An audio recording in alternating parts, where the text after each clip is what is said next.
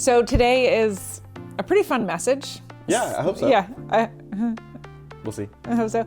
It's the first conversation message that you and I have had together. You've preached before, but we've never had. I've been looking forward to one like this. Yeah. It's pretty interesting fun. to me. We met on a mission trip to Romania. Yeah, it was when we were in college. 20-ish. You don't have to say that. Nothing. No, I'm just kidding. And the funny thing about college is that it's like practice adulting. Yeah. Like you're not living with your parents anymore, but you're not really on your own. Yeah. And so us meeting in college, like we're starting to figure out who we are as people. Yeah, what does it mean to be adults? But we're also not there yet. Yeah, I was gonna say I don't think I've got that one figured out Well, yet. still, so yeah. Working on it. But yeah, so we met because we were both involved in InterVarsity. I was at Virginia Tech, you were at East Carolina, and we went on this summer mission trip to Romania, and it was a lot of fun, right? Now, I do want to say, right, like this is for you watching. You shouldn't plan on going on a mission trip to find your spouse. Bad idea. Do not recommend. No. It worked for us, but don't do it. But yeah, that's where we met. Yeah. So we're in a series called Choosing Us. Mm-hmm. It's based on a book by Gail Song Bantam and Brian Bantam of that name.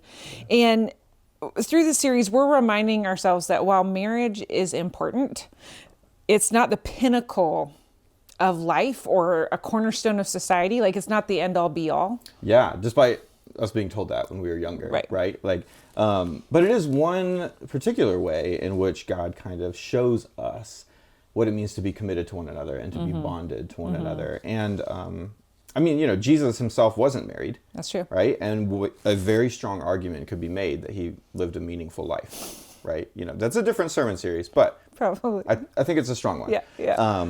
But yeah, like it really does show us what it means to be bonded to one another, which is true in marriage and is true in other relationships within our community. Right. Other parts of life. Yeah. So this series is, or the book, Choosing Us, is really based on the story of Gail Song and her husband, Brian. And so we thought it would be fun to have, this series be about our relationships, like each of the pastors with their spouse. And so Tom and Sarah are talking about choosing spiritual intimacy.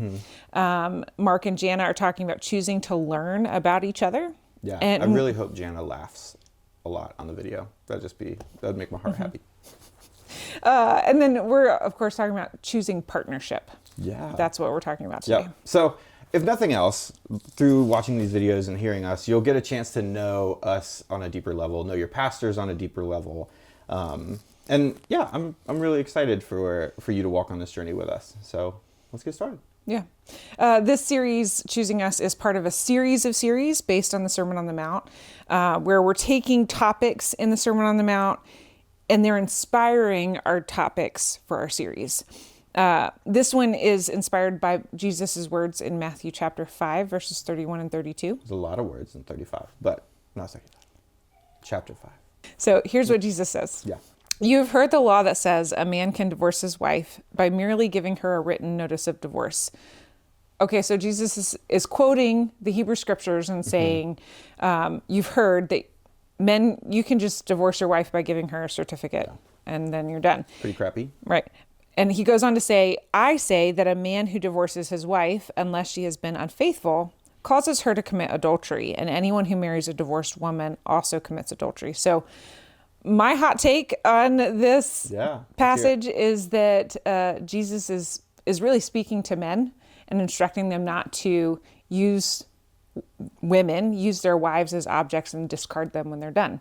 Like, you really need to take marriage a little bit more seriously than that.